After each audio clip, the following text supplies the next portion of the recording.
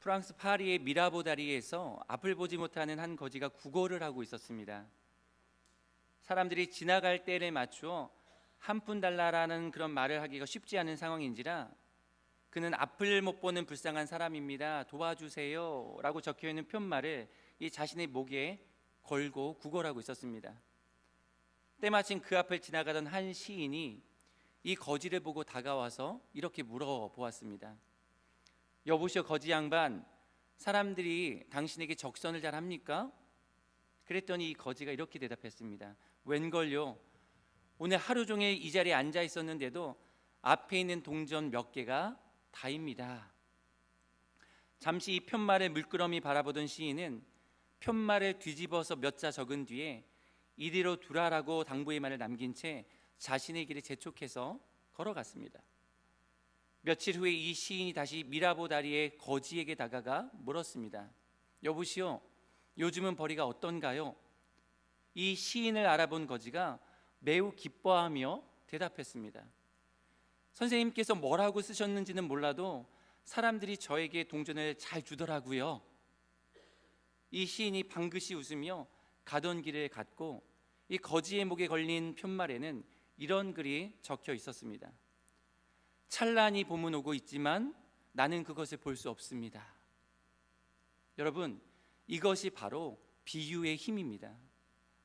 나는 앞을 보지 못하니 도와달라라는 평범한 문구에 반응하지 않던 사람들이 찬란히 봄은 오고 있는데 나는 그것을 볼 수 없습니다라는 이 비유가 담긴 문학적 표현에 마음이 감동이 되고 설득이 되어서 이 자신의 주머니 속에 들어있던 동전을 구걸하는 거지에게 적선했던 것입니다. 여러분, 이렇듯 비유는 힘이 셉니다. 비유를 사용하면 상대방이나 청중 혹은 독자를 쉽게 이해시킬 수 있고 또한 설득시킬 수 있습니다. 비유는 꽉 막혀있는 생각도 시원하게 뚫어주기도 합니다. 어렴풋이 생각하던 것을 명확하게 만들어주는 것이 바로 이 비유이기도 합니다. 그래서 천마디 말은 금세 잊혀지지만 한마디 비유는 오래 기억되는 것이 바로 이 비유가 가지고 있는 힘입니다. 오늘 우리가 함께 읽은 본문에도 비유의 말씀이 나옵니다. 소위 겨자씨 비유라는 말씀으로 우리에게 매우 익숙하고 친숙한 그런 내용입니다. 예수님은 지혜의 근원이요 대가답게 자주 비유로 말씀하시고 또한 가르치셨습니다. 특별히 예수님은 비유로 하나님의 나라를 소개해 주셨습니다. 오늘 본문보다 앞서 나온 이 자라는 씨 비유의 말씀도 하나님의 나라에 대한 소개의 말씀입니다. 26절 말씀을 한번 보십시오. 또 이르시되 하나님의 나라는 사람이 씨를 땅에 뿌림과 같으니. 여러분, 또 오늘 본문을 여는 30절 말씀도 보면 또 이르시되, 우리가 하나님의 나라를 어떻게 비교하며 또 무슨 비유로 나타낼까라고 말씀하고 계십니다. 이렇듯 예수님의 가르침의 초점은 항상 하나님의 나라였습니다. 예수님이 세상에 오실 때부터 시작해서 마지막 승천하실 때까지 우리 주님의 최대 관심은 오직 하나님의 나라였습니다. 예수님의 마음에 있는 모든 생각은 하나님의 나라에 오롯이 집중되어 있었습니다. 그만큼 하나님의 나라는 중요한 것이었습니다. 여러분, 하나님의 나라는 결코 추상적인 이야기가 아닙니다. 실제 중에 실제가 바로 하나님 나라의 이야기입니다. 그러므로 우리는 하나님의 나라를 바라보아야 합니다. 하나님의 나라에 우리의 시선을 고정하셔야 합니다. 우리 눈에 보이는 이 세상 나라는 일시적이고 불안정하고 요동치지만 하나님의 나라는 영원하고 완전합니다. 우리가 그 영원하고 완전한 하나님의 나라를 바라볼 때에 불안정한 이 세상 속에서도 요동하지 아니하는 믿음의 삶을 우리가 함께 살아갈 수 있습니다. 예수님은 오늘 이 비유의 말씀을 통해 하나님의 나라가 구체적으로 어떻게 우리에게 임하는지를 알려주시고 계시는 것입니다. 오늘 본문의 겨자씨 비유를 살펴보기 전에 이 앞서 나오는 자라는 씨에 관한 이 말씀을 간략하게 살펴보려고 합니다. 26절부터 29절 말씀까지 나오는 이 자라는 씨에 관한 비유는 씨가 가지고 있는 이 생명력을 강조하는 그런 말씀입니다. 우리 26절과 27절의 말씀을 자막을 보고 한번 읽어보겠습니다. 또 이르시되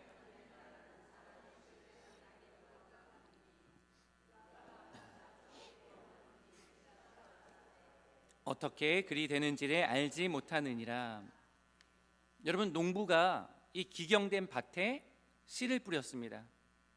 밭에 씨를 뿌리는 것은 농부의 역할입니다.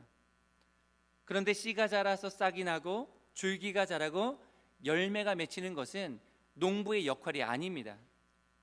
날이 지나며 싹이 트고 자라는 것은 그 씨가 지니고 있는 생명력 때문입니다. 여러분, 그러면 농부는 무엇을 합니까? 씨가 그 생명력을 온전히 잘 키울 수 있도록 환경을 조성해 주는 것입니다. 어떻게 싹이 트고 자라는지는 사실 농부는 잘 모릅니다. 여러분, 이것은 생명의 신비에 속한 것입니다. 이어지는 28절 말씀도 보십시오. 땅이 스스로 열매를 맺되 처음에는 싹이요 다음에는 이삭이요 그 다음에는 이삭에 충실한 곡식이라. 여러분, 이 말씀에 땅이 어떻게 열매를 맺는다고 말씀하고 있습니까? 스스로 맺는다, 스스로 맺는다고 합니다. 여기서 스스로라는 이 말은 농부의 노력과 수고가 배제된 하나님의 주권과 하나님의 은혜를 강조하는 그런 표현입니다. 하나님께서 생명을 주셨고 하나님께서 자라게 하시며 하나님께서 열매 맺게 해주신다라는 것입니다. 땅 속에서 일어나는 일은 우리 눈에 보이지 않습니다. 그러나 분명한 것은 생명의 작동은 쉬지 않고 일어납니다. 하나님께서 일하시고 하나님께서 섭리하시는 방식이 그렇습니다. 우리 눈에 띄진 않지만, 가시적으로는 확인할 수는 없지만 하나님은 쉬지 않고 일하고 계십니다. 생명이 자라도록 하나님께서는 지금도 역사하고 계십니다. 여러분, 하나님의 나라도 바로 이와 같다라는 것입니다. 복음의 씨가 심기는 곳에는 놀라운 일이 일어납니다. 복음의 씨앗이 심겨지는 곳에는 어디든지 하나님의 나라가 시작됩니다. 가정 안에 복음의 씨앗이 심겼다면 그 복음의 생명력으로 인해 가정 안에 믿음의 역사가 일어납니다. 언젠가도 여러분에게 소개해드린 것처럼 저희 가정도 본래 전통적인 유교 문화의 가문이었습니다. 불신 가문이었던 것입니다.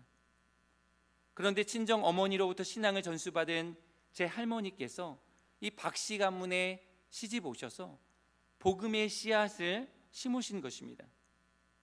제가 잘은 몰라도 그 어려운 시절에 불신 가정에 시집 와서 홀로 예수를 믿으니 여러분 얼마나 고생이 많으셨겠습니까? 예수쟁이라며 핍박도 받았을 것이고 가족의 구원을 위해 남몰래 많은 눈물도 흘리셨을 것입니다. 그런데 그렇게 심은 복음의 씨앗이 왕성하게 자랐고 풍성한 열매를 맺었습니다. 할머니로 인해 자녀손들이 예수님을 잘 믿고 잘 섬기는 믿음의 사람들이 되어 각자의 자리에서 지금도 사명을 잘 감당하고 있습니다. 아마 우리 성도님들 중에도 혼자 신앙생활 하시면서 이 가족들의 구원을 위해 밤낮 없이 눈물로 기도하는 분들이 계실 줄 압니다. 여러분, 결코 낙심하지 마시길 바랍니다.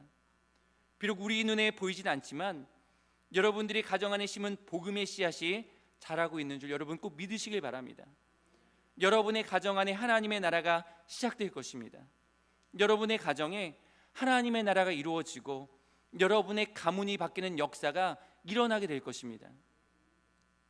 지금으로부터 약 130년 전인 1889년 10월 2일에 호주의 한 젊은 선교사가 조선 땅에 발을 내디뎠습니다. 그의 이름은 바로 조셉 헨리 데이비스입니다. 한국에 온 최초의 호주 선교사였습니다. 그는 조선에 선교사가 필요하다라는 편지를 접하고 미지의 땅 조선행을 선택했습니다. 서울에서 5개월 동안 조선말을 익히고 바울의 선교 원리를 따라서 선교사가 없는 곳에서 이 복음을 전하기 위해 부산으로 내려가게 됩니다. 여러분, 걸어서 20일이나 걸렸다고 합니다. 그런데 도보로 내려오는 이 과정에서 안타깝게도 천연두에 걸리고 폐렴까지 겹쳤습니다. 결국 1890년 4월 5일에 젊디 젊은 그가 소천하게 됩니다. 부산에 도착한 지 불과 이틀 만이었습니다. 그때 그의 나이가 34이었다고 합니다. 그의 이러한 죽음이 호주에 알려지자 그를 파송했던 빅토리아 장로교회는 큰 충격에 빠졌습니다.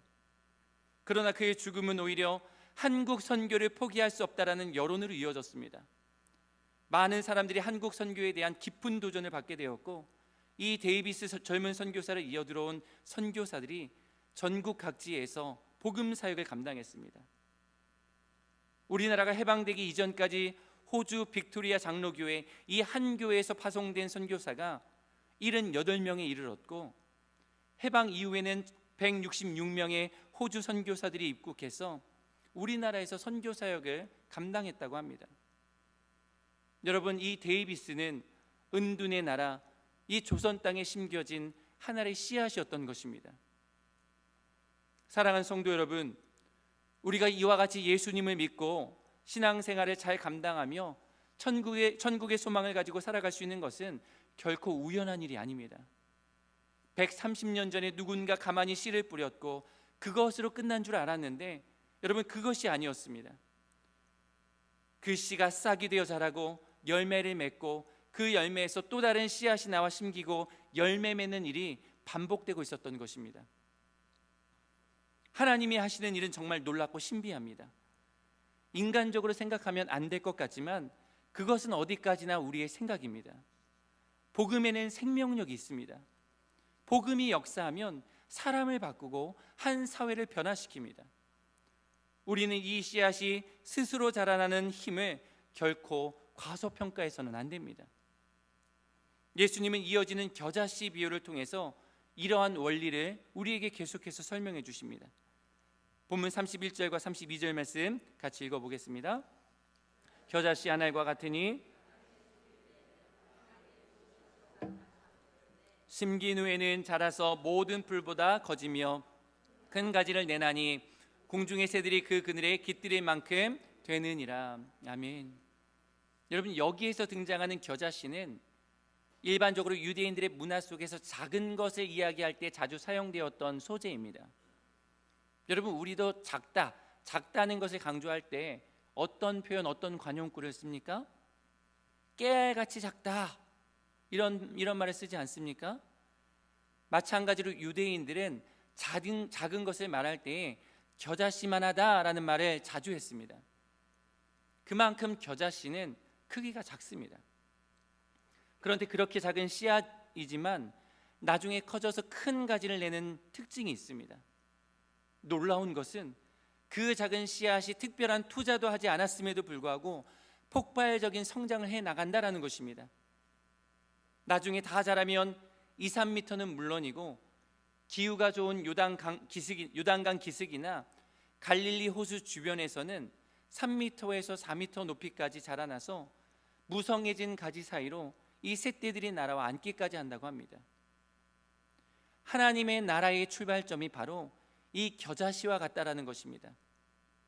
작은 씨앗과 같이 하나님 나라의 시작이 너무 미미합니다. 볼품이 없어 보입니다. 그래서 사람들이 하나님의 나라를 무시합니다. 하나님의 나라를 우습게 여깁니다. 여러분, 한번 생각해 보시기 바랍니다. 하나님 나라의 출발이, 하나님 나라의 시작이 얼마나 초라했습니까? 예수님께서 어디에서 태어나셨는지를 생각하면 쉽게 알 수 있습니다. 여러분, 예수님께서 사람의 몸을 입고 태어나신 곳은 화려한 왕궁이 아니라 냄새나는 마구간이었습니다. 그것도 어린 동정녀의 몸을 빌려 나셨습니다. 이 기독교의 출발점은 강보에 쌓인 아기였습니다. 여러분, 거기에 무슨 대단한 것이 있겠습니까?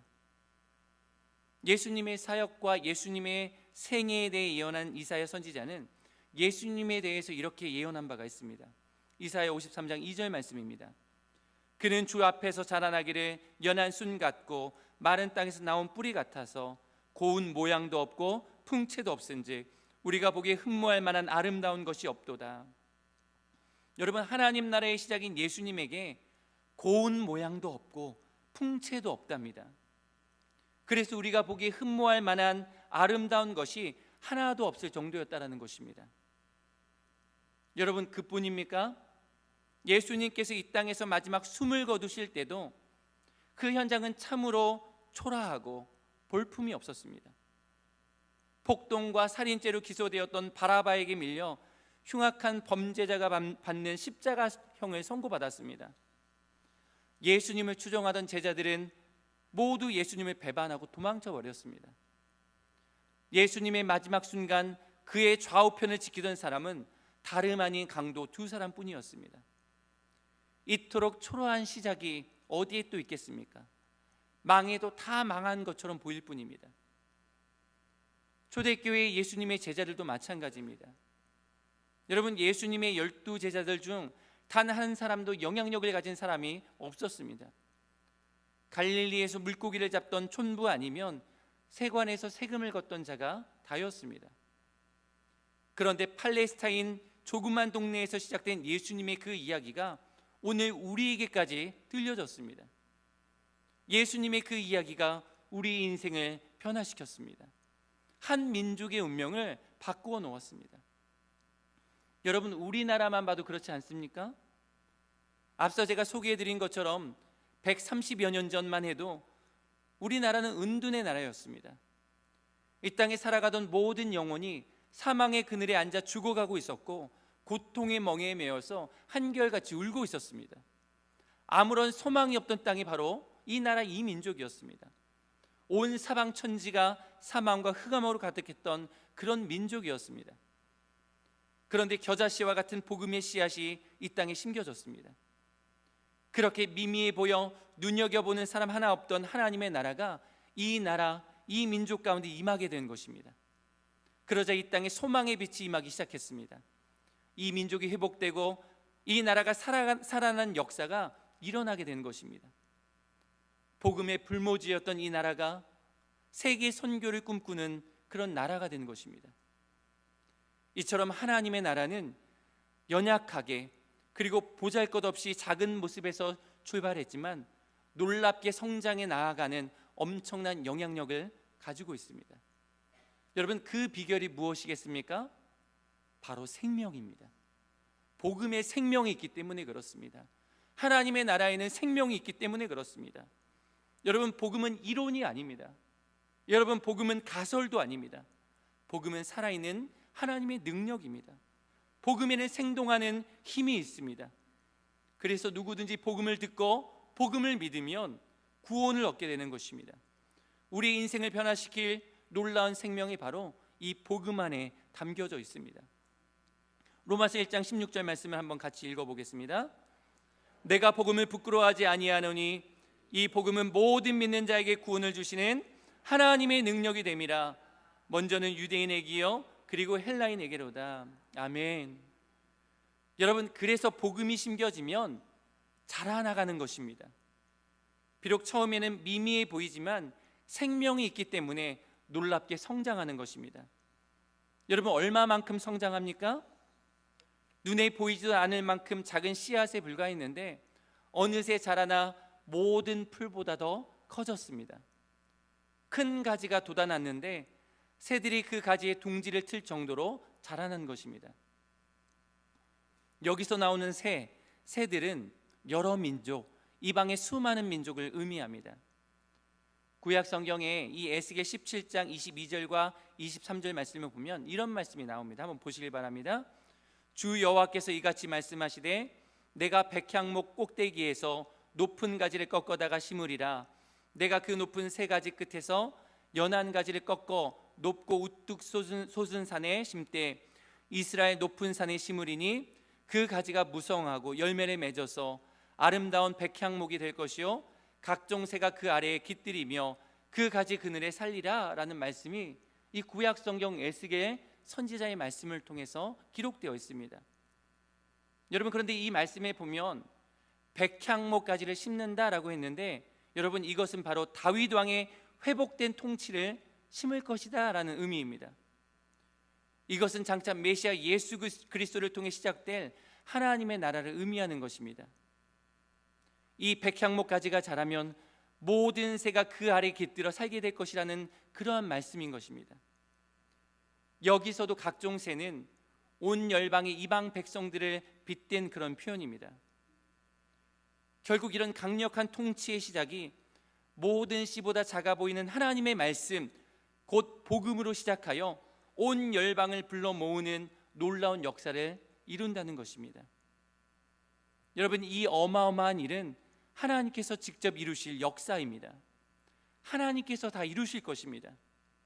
그러므로 우리는 하나님의 역사하심을 기대하며 소망 중에 인내할 수 있습니다. 저와 여러분은 복음으로 하나님의 나라의 비밀에 눈을 뜬 사람들입니다. 천국의 비밀을 알고 사는 사람들은 여러분 차원이 다른 삶을 살 수 있습니다.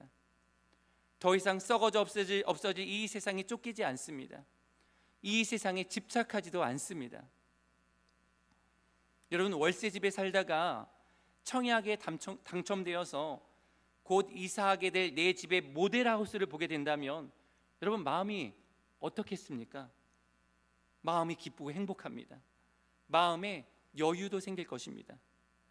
단칸방에 온 식구가 불편하게 살아도 곧 이주할 새 아파트, 내 집이 있기 때문에 그 불편함도 감수할 수 있고 인내할 수 있고, 아니 오히려 기쁨으로 행복함 가운데 참아낼 수 있습니다. 그런데 여러분, 하나님 나라에 대한 소망은 아파트 모델하우스를 보고 온 것과는 비교할 수 없을 만큼 크고 위대합니다. 성도된 우리는 하나님의 나라를 미리 보고 온 사람들입니다. 그 나라의 비밀을 알고 있는 사람들입니다. 그날이 이미 우리 가운데에 오고 있습니다. 그날이 그리 멀지 않았습니다. 그러므로 여러분, 그 하나님의 나라를 날마다 사모하며 살아가시길 바랍니다. 하나님의 나라를 바라보셔야 합니다. 그리고 세상 모든 민족이 구원을 얻기까지 지금도 쉬지 않으시는 하나님의 손과 발이 되어 일어나서 하나님 나라의 복음을 전파해야 합니다. 아직 예수님을 만나지 못한 가족들에게, 그리고 이웃들에게 말입니다. 우리 인생들의 목적은 분명합니다. 하나님의 나라를 위해 살아가는 것이 저와 여러분들의 인생의 목적입니다. 내 나이가 몇이든, 나의 직업이 무엇이든, 내가 어느 곳에 살고 있든 우리는 오직 하나님의 나라를 위해 쓰임받아야 합니다. 그것이 바로 우리 인생의 유일한 목적입니다.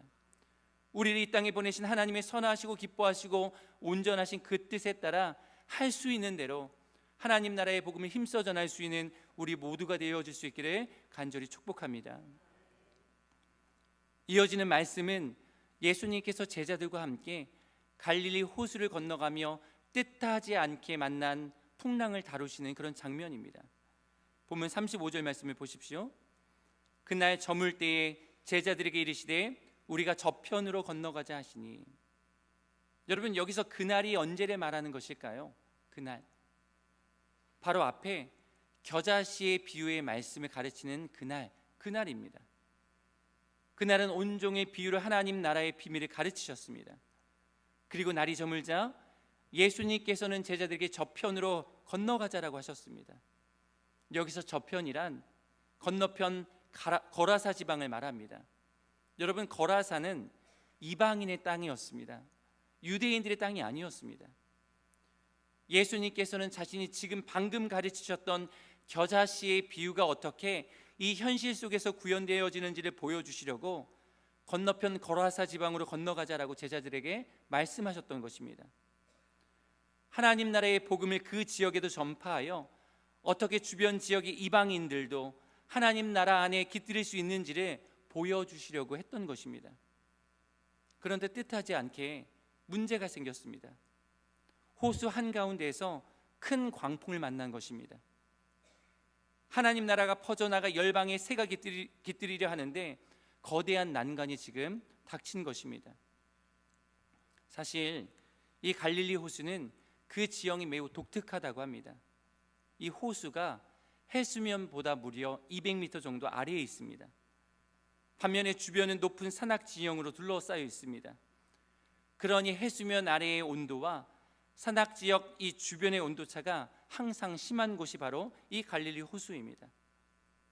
게다가 육지를 휩쓸고 지나가는 바람이 산등성이를 타고 호수로 내려오면서 강력한 돌풍을 자주 일으키곤 했습니다.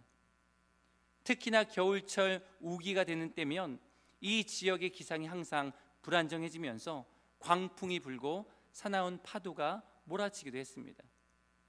37절 말씀을 보십시오. 큰 광풍이 일어나며 물결이 배에 부딪혀 들어와 배에 가득하게 되었더라. 큰 광풍이 일어나서 예수님과 제자들이 타고 있었던 배에 물결이 들어왔습니다. 조금 들어온 정도가 아니었습니다. 배에 가득하게 되었습니다. 이러다가는 배가 가라앉게 생겼습니다. 어마어마한 광풍과 파도가 넘실거리는 가운데 예수님께서는 고물에서 편안하게 베개를 베고 주무셨습니다. 그러자 제자들이 와서 예수님을 깨우면서 말합니다. 38절입니다. 예수께서는 고물에서 베개를 베고 주무시더니 제자들이 깨우며 이르되 선생님이여 우리가 죽게 된 것을 돌보지 아니하시나이까 하니. 여러분, 예수님께서는 왜 풍랑 가운데서도 주무시고 계셨던 것일까요? 1차적으로 우리가 생각해 볼 수 있는 것은 예수님께서 피곤하셨기 때문입니다. 예수님은 하나님이셨지만 동시에 인성을 가진 사람이었습니다. 그래서 인간 육체의 연약함을 온전히 경험하고 계셨습니다. 또한 동시에 예수님이 주무시는 모습은 전능하신 하나님의 주권을 보여주는 매우 신비로운 방식이기도 합니다. 구약성경 이사야 51장 9절로 10절까지 말씀 한번 보시길 바랍니다. 여호와의 팔이여 깨소서, 깨소서 능력을 베푸소서. 옛날 옛시대에 깨신 것 같이 하소서. 라합을 점이시고 용을 찌르신 이가 어찌 주가 아니시며 바다를 넓고 깊은 물을 말리시고 바다 깊은 곳에 길을 내어 구속받은 자들을 건너게 하신 이가 어찌 주가 아니시나이까. 여러분, 제가 읽어드린 이 간구는 하나님을 깨우기 위해 이사야 선지자가 부르짖는 그런 내용입니다. 이사야 선지자는 지금 여호와의 팔이여 깨소서, 깨소서라고 부르짖고 있습니다. 여러분, 여기서 여호와의 팔이란 하나님의 능력 있는 손을 의미하는 그런 표현입니다. 그러면서 이사야가 하나님을 어떤 분으로 기억하고 묘사하며 하나님을 고백하고 또한 하나님을 부르고 있습니까? 바다에 있는 용을 찌르시고 바다의 강력한 힘을 무력화시키는 분으로 이사야 선지자가 기억하면서 고백하고 있습니다. 여기서 용이라는 이 용이라는 단어는 히브리어로 탄인이라는 단어입니다.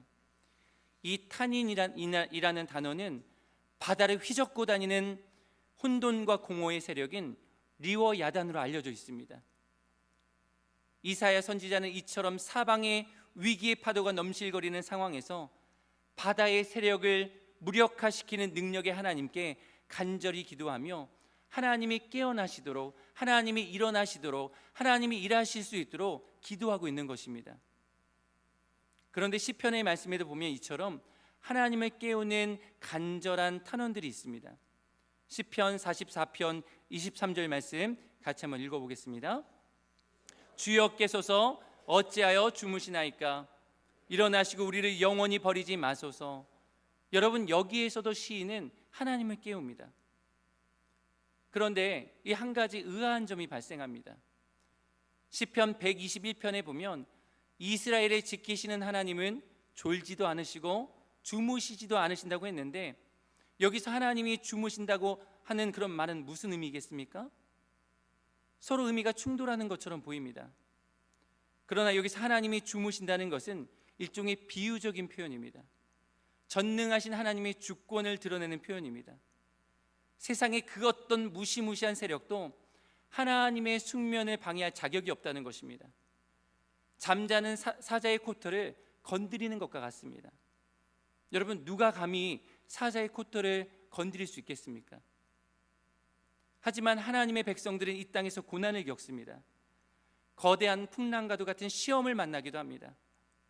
이 고난은 감히 하나님께는 어찌할 수 없지만 이 땅을 살아가는 그의 백성들에게는 날마다 마주해야 하는 힘겨운 현실입니다. 그래서 대적들은 감히 하나님을 깨울 수 없지만 하나님의 백성들은 하나님을 깨울 수 있습니다. 날마다 하나님을 흔들어 깨워야 합니다. 우리는 이것을 가리켜서 기도라고 말할 수 있습니다. 우리가 곤경에 처할 때에 취할 수 있는 최선의 방법이 있습니다. 여러분, 바로 기도입니다. 기도란 우리가 안고 씨름하는 문제 속으로 하나님의 능력이 임하게 하는 통로입니다. 그래서 어떤 문제도 해결할 수 있습니다. 우리가 잘 알고 있는 야곱이 야복나루를 건너기 전에 밤이 맞도록 씨름한 것을 우리가 잘 알고 있습니다. 그는 자신에게 원한을 품고 있는 에서가 군사 400을 이끌고 자기에게로 한 발 한 발 다가오는 현실 앞에서 하나님께 도움을 간청했습니다. 이는 그가 이 위기에서 벗어날 수 있는 유일한 방법이 기도밖에 없다라는 것을 그가 믿었기 때문입니다. 사랑하는 성도 여러분, 기도는 성도가 위기에 대처하는 최선의 방법임을 꼭 믿으시길 바랍니다. 시편 50편 15절 말씀을 보십시오. 환난 날에 나를 부르라. 내가 너를 건지리니 내가 나를 영화롭게 하리로다. 아멘.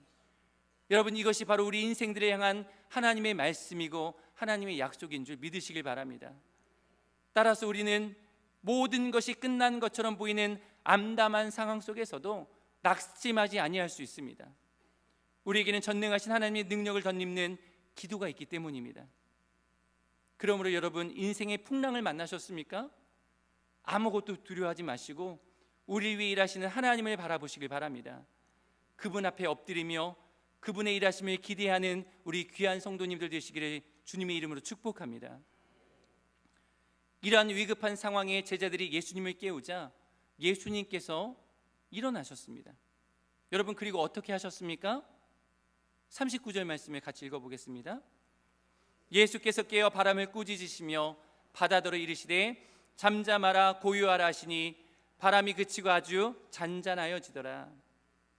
여러분, 예수님께서 바람을 꾸짖으셨습니다. 시편 104편 7절 말씀에도 보면 이와 비슷한 말씀이 나옵니다. 주께서 꾸짖으시니 물은 도망하며 주의 우레소리로 말미암아 빨리 가며. 여러분, 결국 전능하신 예수님께서 한번 꾸짖으시면 광풍도 그분 앞에서는 꼼짝도 못합니다. 물이 도망가고 크게 요동하던 바다도 잠잠해지게 되는 것입니다. 그런데 여기서 재미있는 표현이 하나 나옵니다. 보면 37절 말씀에 보면 큰 광풍이 일어나며 해서 이 큰 광풍이라는 말이 나오는데, 여기서 크다, 이 크다라는 표현이 헬라어로 보면 메갈레라는 그런 단어입니다. 그런데 여기서 질량의 단위이자 에너지의 단위인 메가톤이라는 그런 말이 나왔습니다. 질량의 단위로서 이 메가톤은 100만 톤에 해당하는 그런 엄청난 무게입니다. 그야말로 메가톤급의 광풍이 지금 불어닥친 것입니다. 그런데 이 메가톤급 광풍이 예수님의 꾸짖음으로 인해 어떻게 되었습니까?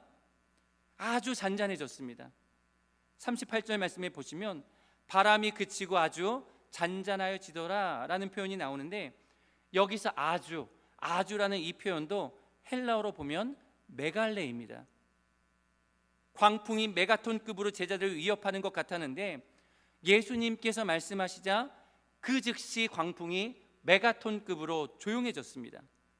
메가톤급으로 잠잠해진 것입니다. 여러분, 어떻게 이와 같은 일이 가능할 수 있었겠습니까? 바로 예수님의 말씀이 메가톤급의 말씀이었기 때문입니다. 이것이 바로 우리 주님의 말씀의 능력입니다. 사랑하는 성도 여러분, 하나님의 말씀은 우리를 살리는 능력이 있는 것을 믿으시길 바랍니다. 말씀은 우리를 새로운 피조물이 되게 할 뿐만 아니라 우리의 심령을 날마다 새롭게 해줍니다. 말씀은 우리를 변화시켜 주시고 우리를 성장시켜 주시고 우리를 세워주십니다. 물이 흐르는 곳에 식물이 살아나는 것처럼 말씀이 흐르는 곳에 영혼이 생명력 있게 살아납니다. 왜냐하면 말씀은 하나님의 생명이기 때문에 그렇습니다. 말씀을 열면 하나님의 생명이 우리 내면 가운데로 흘러 들어옵니다. 우리의 영혼이 힘을 얻고 하나님의 능력을 경험하게 됩니다. 이 놀라운 말씀의 능력을 우리 모든 성도님들도 경험하실 수 있기를 간절히 소망합니다. 이제 신년을 시작한 지 불과 열흘밖에 지나지 않았습니다. 아직도 올 한 해 무수한 날들이 남아 있습니다. 2024년 이 한 해 말씀을 통해 심령의 부흥을 경험하시기를 축복합니다. 말씀을 통해 가정의 부흥을 경험하고 말씀을 통해 우리 대길교회가 더 풍성해지는 역사가 있기를 간절히 소망합니다. 여러분, 어려울 때일수록 말씀으로 돌아가셔야 합니다. 오직 말씀, 오직 예수, 오직 기도, 오직 은혜, 오직 믿음, 오직 하나님의 영광을 구할 때에 하나님의 나라가 우리 인생 가운데에, 우리 가정 가운데에, 우리 교회 가운데에, 우리나라와 이 민족 가운데 임하게 되는 것을 여러분 꼭 믿으시길 바랍니다. 그런데 정말 안타깝게도 아직 제자들에게는 이러한 믿음이 없었습니다. 예수님과 함께 배를 타고 건너가고 있었지만 예수님이 누구신지를 잘 몰랐습니다. 41절 말씀을 보십시오. 그들이 심히 두려워하여 서로 말하되 그가 누구이기에 바람과 바다도 순종하는가 하였더라. 여러분, 그동안 예수님께서 제자들에게 보여주신 일들이 얼마나 많이 있었습니까? 제자들 눈앞에서 생생한 기적들을 수없이 베푸셨습니다. 하나님 나라에 대한 복음을 직접 곁에서 들었습니다. 그런데 제자들은 아직 눈이 열리지 않아서 주님에게서 나온 이 능력이 어디에서 온 것인지, 그분이 과연 누구이시기에 기적을 행하는지를 몰랐습니다. 사랑하는 성도 여러분, 우리의 신앙생활에 있어 중요한 것은 이 믿음의 눈이 열리는 것입니다. 믿음의 눈이 열려야 예수 그리스도가 누구이신지를 알게 되는 것입니다. 여러분, 아무리 신앙생활을 오래 했어도 이 믿음의 눈이 열리지 않으면 아무 소용이 없습니다. 그리스도가 누구인지 모르면 아무리 세상 부귀 영화를 다 가졌다고 해도 소용이 없습니다. 교회를 몇십 년 다녔는지, 교회에서 직분은 무엇인지가 중요한 것이 아니라 예수 그리스도가 누구이신지를 바로 아는 것이 여러분 우리에게 너무나도 중요합니다. 그것이 바로 온전한 믿음 생활의 출발점이기 때문입니다. 신구약 성경 66권의 핵심 주제가 무엇입니까? 성경 첫 권인 창세기로부터 마지막 책인 요한계시록까지 성경이 끊임없이 강조하는 바는 바로 예수 그리스도가 누구이신가에 초점을 맞추고 있습니다. 그래서 지금 우리가 살펴보고 있는 이 마가복음이 처음 시작할 때도 하나님의 아들 예수 그리스도의 복음의 시작이다 라고 말씀하고 있는 것입니다. 사랑하는 성도 여러분, 그렇다면 우리가 믿고 섬기는 예수 그리스도는 누구이십니까? 그분은 만물을 지으신 창조주의 하나님이신 줄 믿습니다. 창조의 하나님이시기에 바람과 파도를 잔잔하게 하시는 일이 그분에게는 아무것도 아니었습니다. 그렇습니다. 우리의 믿음의 대상이신 예수님은 하나님 나라의 통치자이십니다. 2024년 새해가 밝았지만 여전히 우리 인생 가운데에는 거대한 파도가 쉬지 않고 밀어닥칩니다. 인생 가운데 위기 상황은 언제든지 일어나고 있습니다. 여기저기에서 힘들다라는 이야기가 쏟아지고 있습니다. 경제적으로 힘들고, 관계적으로 힘들고, 또 가족의 건강 악화로 고통스러운 상황들이 일어납니다. 여러분, 이러한 광풍을 우리가 어떻게 해결할 수가 없습니다. 우리에게 일어나는 이 거대한 광풍을 바라보면 바라볼수록 광풍이 거대해 보이기만 합니다. 그 문제 앞에 우리는 그만 압도당하고 맙니다. 솟아날 구멍이 전혀 없어 보입니다. 그러니 이 세상이 절망적일 수밖에 없습니다. 인생이 온통 절망뿐입니다. 그러나 사랑하는 성도 여러분, 이때 우리 시선이 중요한 줄 믿으시길 바랍니다. 제자들은 풍랑 가운데 파도에만 집중했습니다. 파도만 바라보다가 파도가 점점 커져 나아가니까 이제는 죽었다라며 아우성을 쳐댔습니다. 그러나 믿음은 다른 것이 아닙니다. 믿음은 시선을 주님께로 두는 것이 바로 믿음입니다. 모든 상황 속에서도 믿음의 주여 온전하게 하시는 인 예수 그리스도께 우리의 시선을 고정하는 것이 바로 믿음입니다. 그러므로 열방의 통치자, 만물의 주관자, 하나님의 나라를 다스리시는 예수 그리스도만 온전히 바라보실 수 있기를 바랍니다. 파도를 바라보면 파도가 나를 집어삼킬 것 같지만 예수 그리스도를 바라보면 그저 아주 잔잔한 물결일 뿐입니다. 나와 동행하시는 분이 누구이신지를 선명하게 깨닫는 은혜가 우리에게 있기를 간절히 소망합니다. 그 믿음의 눈이 열려질 수 있기를 간절히 축복합니다. 세상 흔들리고 사람들은 변해도 우리의 소망 되시는 예수님만 놓치지 않으면 됩니다. 그분만을 우리가 신뢰하면 됩니다. 그분만을 우리가 신뢰하면 모든 것을 그분 앞에 내어 맡길 수 있습니다. 이것이 바로 하나님 나라의 통치자 되시는 예수님과 동행하는 성도의 삶이고 축복입니다. 올 한 해 예기치 못했던 풍랑이 닥쳐올 때마다 그 풍랑보다 더 크고 위대하신 주님 앞에 나아가는 믿음이 우리에게 있기를 간절히 소망합니다. 어려운 시간을 통해 주님에 대한 신뢰가 더 깊어져 흔들리지 않는 믿음, 그래서 세상이 감당하지 못하는 그 믿음으로 승리해 나아가는 올 한 해 우리 존귀한 대길의 모든 성도님들 되시기를 주님의 이름으로 축복합니다. 기도하겠습니다. 하나님 감사합니다. 겨자씨와 같은 복음의 씨앗을 이 나라 이 민족 가운데 심어주시고 자라고 열매 맺게 해주셔서 복음의 생명을 우리가 누릴 수 있게 해주신 것을 참 감사합니다.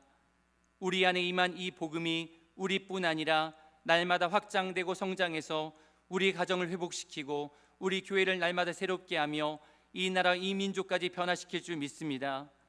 그 믿음 가지고 우리에게 주어진 믿음의 경주를 담대히 경주할 수 있도록 축복하여 주시옵소서. 그러나 때로는 믿음의 경주를 경주할 때에 생각지도 못한 거친 풍랑이 인생 가운데 찾아올 때가 있습니다. 그러한 시련의 한복판에서 두려움이 몰려올 때마다 좌절하고 절망하고 불안해할 것이 아니라 누가 우리의 인생을 붙잡고 계시는지, 누가 우리와 동행하고 계시는지, 누가 우리를 인도하고 계시는지를 믿음의 눈을 열어 바라볼 수 있도록 인도하여 주시옵소서. 어떤 상황 속에서도 우리의 모든 시선을 오직 우리 구주 예수 그리스도께만 둘 수 있도록 귀한 믿음 허락하여 주시옵소서. 그래서 세상 흔들리고 사람들은 다 변해도 신실하게 주님만 바라보며 최후 승리를 얻기까지 험한 십자가를 굳게 붙들며 우리에게 주어진 이 사명의 길을 걸어가는 귀한 하나님의 사람들 다 될 수 있도록 인도하여 주시옵소서. 감사드리며 살아계신 우리 구주 예수 그리스도 이름으로 기도합니다. 아멘.